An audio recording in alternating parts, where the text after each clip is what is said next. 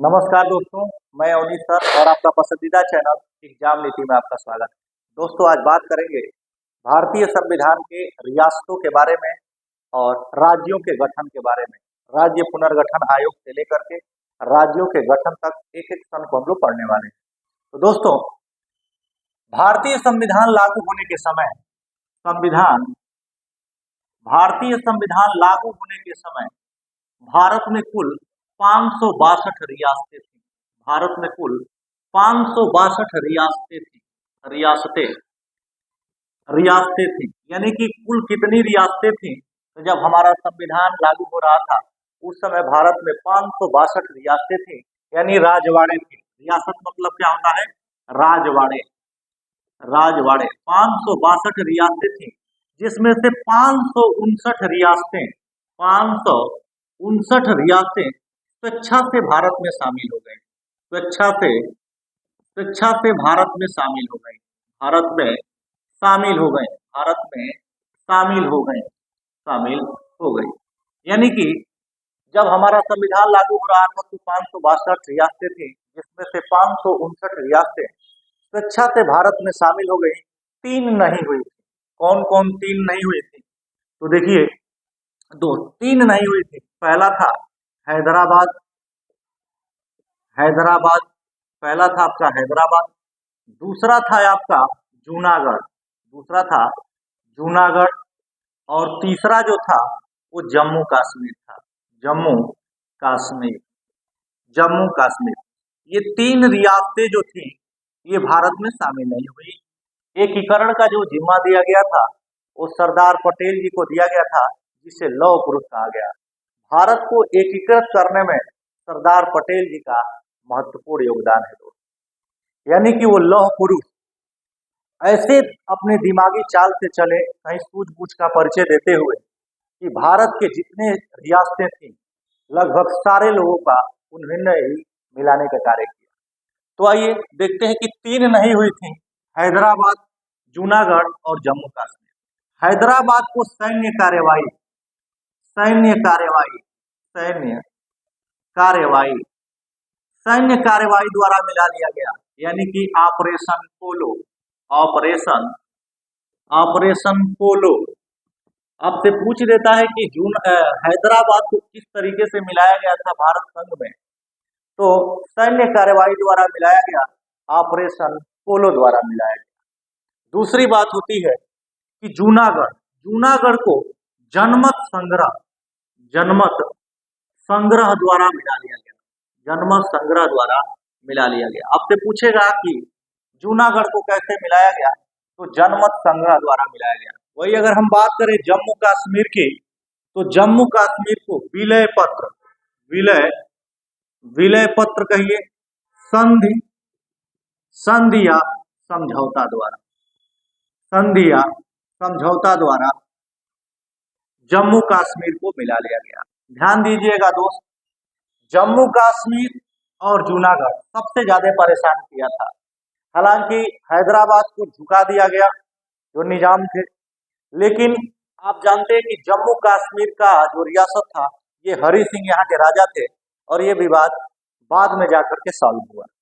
तो ये 3 रियासतें थी। इससे प्रश्न पूछता है, कोई भी वनडे एग्जाम हो उसमें प्रश्न पूछता है कि कौन कौन 3 रियासतें शामिल नहीं हुई थी और किस तरीके से इसे भारत संघ में शामिल किया गया। तो आइए बढ़ते हैं। अब क्या होती है, सरकार, अभी हम लोग आजाद हुए थे, सरकार के सामने कई चुनौतियां थी। तब तक होता क्या है कि आंध्र प्रदेश को क्योंकि आंध्र प्रदेश में तेलुगु बोला जाता है। कौन सी भाषा बोली जाती है? तो तेलुगु भाषा बोली जाती है। तेलुगु। आंध्र प्रदेश राज्य को तेलुगु भाषियों के लिए भाषा के आधार पर राज्यों को गठित करने की मांग तेज होने लगी। यानी जो आंध्र प्रदेश राज्य था उसे तेलुगु भाषी राज्य गठित करने की मांग तेज होने लगी। अब इसको देख करके अभी हम लोग रियासतों को संघ में शामिल कर रहे हैं। सरकार के सामने एक चुनौती हो गया कि अब यहाँ पर अनशन शुरू होने लगे। यानी आंध्र प्रदेश राज्य को तेलुगु भाषियों के लिए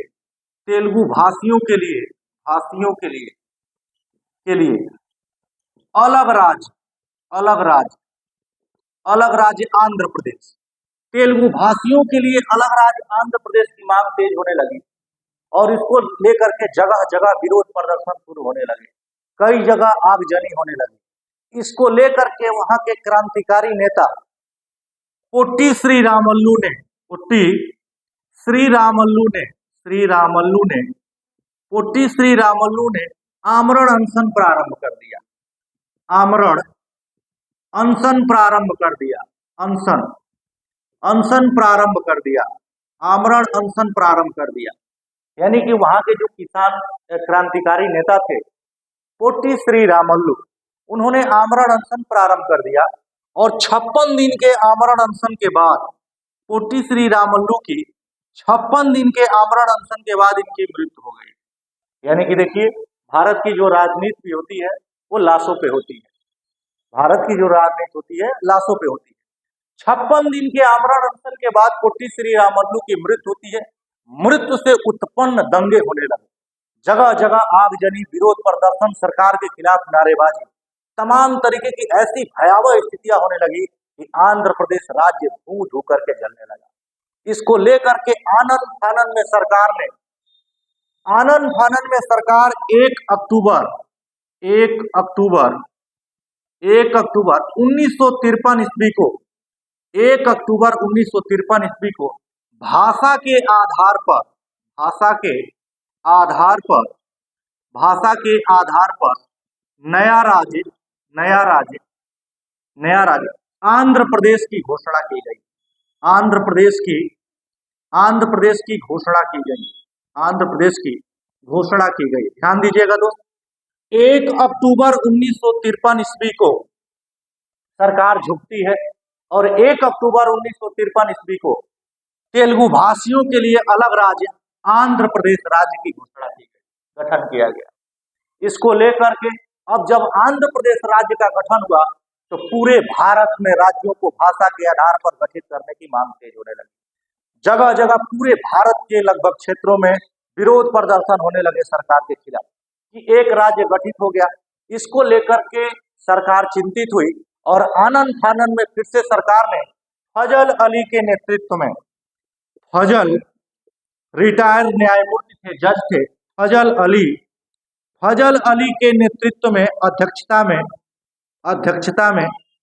फजल अली की अध्यक्षता में, ध्यान दीजिएगा दोस्त, बड़ा इंपॉर्टेंट है, फजल अली की अध्यक्षता में राज्य पुनर्गठन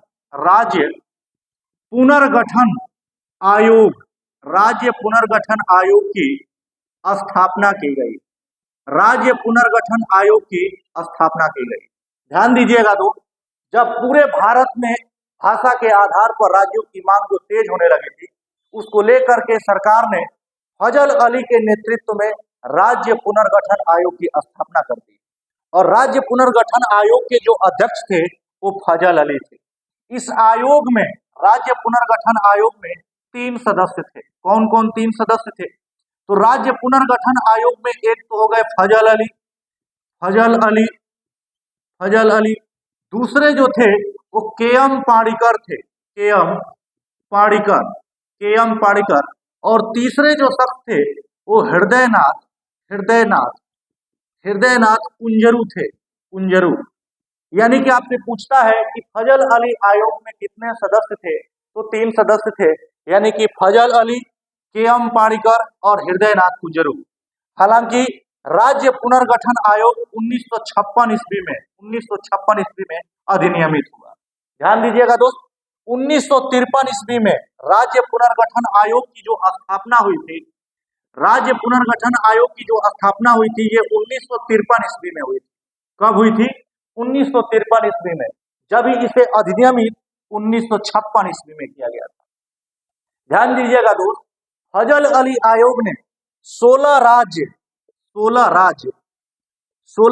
और 3 केंद्र शासित प्रदेश, 16 राज्य और 3 केंद्र शासित प्रदेश। ध्यान दीजिएगा दोस्त, ये पूछा हुआ है, थोड़ा सा डीप कर रहे हैं यहाँ पे, लेकिन अगर बारीकी से चेक करेंगे तो आपको एम लक्ष्मीकांत से पकड़ में आ जाएगा कि फजल अली आयोग ने 16 राज्य और 3 केंद्र शासित प्रदेश, कितना? तो 16 राज्य और 3 केंद्र शासित प्रदेश बनाने का सरकार को सुझाव दिया था। सुझाव दिया था, यानी कि 16 राज्य और 3 केंद्र शासित प्रदेश बनाने को सरकार को फजल अली आयोग ने सुझाव दिया था। लेकिन आप जानते हैं कि किसी भी रिपोर्ट, किसी भी कमीशन का रिपोर्ट सरकार मानती नहीं है। मानने के लिए तो मानती है, लेकिन उसमें छेड़छाड़ कर देती है कि भाई हमारी श्रेष्ठता बनी रहे, कमीशन की जैसी जैसी बनाई बातें थी उस पर हम लोग थोड़ा बहुत उसमें मिर्च मसाला लगा करके उसको ठीक ठाक कर दे, क्योंकि हमारा श्रेष्ठता बरकरार रहे। ये होता है, आज के डेट में भी होता है। तो 16 राज्य और 3 केंद्र शासित प्रदेश बनाने का सुझाव दिया था सरकार को, लेकिन सरकार ने 14 राज्य, सरकार ने 14 राज्य और 6 केंद्र शासित प्रदेश, 6 केंद्र शासित प्रदेश बनाए। 14 राज्य और 6 केंद्र शासित प्रदेश बनाए। एक बार प्रश्न पूछा हुआ है कि फजल अली आयोग ने सरकार को कितने राज्यों और कितने केंद्र शासित प्रदेश बनाने का सुझाव दिया था, तो ध्यान दीजिएगा दोस्तों, 16 राज्य और 3 केंद्र शासित प्रदेश बनाने का सुझाव दिया था, लेकिन सरकार ने 14 राज्य और 6 केंद्र शासित प्रदेश बनाए। आगे देखते हैं, देखिए बाबू, यहाँ कुछ हम सेटिंग किए हैं कि भारत के राज्यों के गठन। 1960 ईस्वी में जो 15वां राज्य बनता है वो गुजरात राज्य बनता है। कौन बनता है? गुजरात राज्य। किससे अलग करके? तो महाराष्ट्र से अलग करके बना है। ये पूछता है बाबू, जो भी हम पढ़ा रहे हैं ये कहीं से मिर्च मसाला लगा करके नहीं पढ़ा रहे हैं, ये पूछने वाली चीज है, उसको मैं लिस्टिंग किया हूँ, वही आपके सामने पढ़ा रहा हूँ। 1960 ईस्वी में गुजरात राज्य बना महाराष्ट्र से अलग करके। 1961 में, ध्यान दीजिएगा दोस्त, 1961 में गोवा राज्य बना, जबकि पूर्ण राज्य का दर्जा 1987 ईस्वी में मिला है। यानी कि पूर्ण राज्य का दर्जा कब मिला है? 1987 ईस्वी में। 1962 ईस्वी में पुडुचेरी को, अब पुदुचेरी हो गया है, केंद्र शासित प्रदेश बनाया गया। जबकि 1966 ईस्वी में सबसे ज्यादा जो क्वेश्चन बना है ये हरियाणा सबसे ज्यादा पूछता है। 1966 ईस्वी में हरियाणा राज्य बना पंजाब से अलग करके। 1971 में हिमाचल प्रदेश राज्य बना। अगर हमारी वीडियो आपके पास पहुंच रही हो तो दोस्त, हिमाचल प्रदेश की राजधानी कहाँ है और जो राजधानी है उस राजधानी को किसने, उस शहर को बसाया था, कमेंट करके जरूर बताइएगा। तो 1971 ईस्वी में हिमाचल प्रदेश राज्य बना। 1963 ईस्वी में नागालैंड बना असम से अलग करके। 1975 में, ध्यान दीजिएगा दोस्त, सिक्किम राज्य बनाया गया। 1972 ईस्वी में मेघालय, मणिपुर और त्रिपुरा 3 राज्य बनाए गए। 1987 में मिजोरम और अरुणाचल प्रदेश राज्य बना। दोस्तों, ये जो था ये आपके सामने हम राज्यों की लिस्टिंग किए थे। आइए देखते हैं कुछ नवीनतम जो राज्य हैं जो बाद में बने हैं उसके बारे में भी थोड़ा सा हम लोग पढ़ लेते हैं, क्योंकि वहां से भी क्वेश्चन बनता ही बनता है। और जो नवीनतम राज्य है उनसे तो क्वेश्चन बनना ही बनना है, क्योंकि ये सुर्खियों में रहता है, क्योंकि हाल ही के गवर्नमेंट ने इन राज्यों का गठन किया है। तो दोस्तों देखते हैं कि 1 नवंबर सन 2000 ईस्वी को 1 नवंबर सन 2000 ईस्वी को 1 नवंबर सन 2000 ईस्वी को छत्तीसगढ़ राज्य बना। छत्तीसगढ़ राज्य बना। छत्तीसगढ़ राज्य बना मध्य प्रदेश से अलग करके। किससे? तो मध्य प्रदेश से अलग करके। ध्यान दीजिएगा दोस्त, 1 नवंबर सन 2000 ईस्वी को छत्तीसगढ़ राज्य बनता है मध्य प्रदेश से अलग करके। दूसरा, 9 नवंबर सन 2000 ईस्वी को 9 नवंबर सन 2000 ईस्वी को कौन सा राज्य बनता है? तो उत्तराखंड। कौन सा राज्य बनता है? तो उत्तराखंड राज्य बनता है। किससे अलग करके दोस्त? तो उत्तर प्रदेश से अलग करके। किससे अलग करके बना है? तो उत्तर प्रदेश से अलग करके उत्तराखंड राज्य बना है, यानी कि 9 नवंबर सन 2000 ईस्वी को। वही 15 नवंबर सन 2000 ईस्वी को 15 नवंबर सन 2000 ईस्वी को झारखंड राज्य बनता है। झारखंड राज्य बनता है। किससे अलग करके? तो बिहार से अलग करके। ध्यान दीजिएगा दोस्त, 15 नवंबर सन 2000 ईस्वी को झारखंड राज्य बना है। 1 नवंबर को छत्तीसगढ़, 9 नवंबर को उत्तराखंड और 15 नवंबर को झारखंड राज्य बना बिहार से अलग करके। भारत का जो सबसे नवीनतम राज्य है वो हैदराबाद है। कौन सा है? तो तेलंगाना, सॉरी, हैदराबाद तो उसकी राजधानी। 1 2 जून 2014 2 जून 2014 को तेलंगाना राज्य बनाया गया। तेलंगाना राज्य बनाया गया। भारत का सबसे नवीनतम राज्य कौन सा है? तो तेलंगाना है। कब इसका गठन किया गया? तो 2 जून 2014 ईस्वी को तेलंगाना राज्य बनाया गया। वही ध्यान दीजिएगा दोस्त, 31 अक्टूबर 2019 ईस्वी को ये मोदी सरकार ने, ध्यान दीजिएगा दोस्त, 31 अक्टूबर 2019 ईस्वी को मोदी सरकार ने 2 केंद्र शासित प्रदेश का गठन किया है। आप जानते हैं, एक है लद्दाख और दूसरा है जम्मू कश्मीर, यानी कि 2 केंद्र शासित प्रदेश। वर्तमान में अगर हम बात करें तो 28 राज्य और 8 केंद्र शासित प्रदेश हैं। लास्ट में ध्यान दीजिएगा दोस्त, नोट करके आपको बता दे रहे हैं कि 69वां संविधान संशोधन अधिनियम 69वां संविधान संशोधन अधिनियम 1991 69वां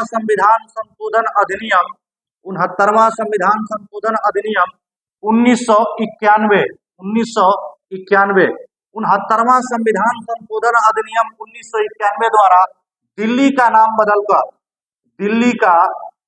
बदलकर राष्ट्रीय राजधानी क्षेत्र दिल्ली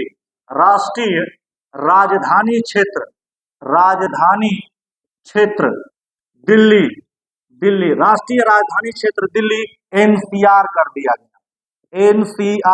गया। नेशनल कैपिटल रीजन कर दिया गया। ध्यान दीजिएगा दोस्त, 69वां संविधान संशोधन अधिनियम 1991 द्वारा दिल्ली का नाम बदलकर राष्ट्रीय राजधानी क्षेत्र दिल्ली एनसीआर कर दिया गया। उम्मीद है कि ये वीडियो आपको अच्छी लगी होगी। अगर अच्छी लगी हो वीडियो तो अपने दोस्तों को पास शेयर करिएगा और एक प्यारा सा कमेंट करिएगा। मिलते हैं अगले वीडियो में, तब तक के लिए नमस्कार।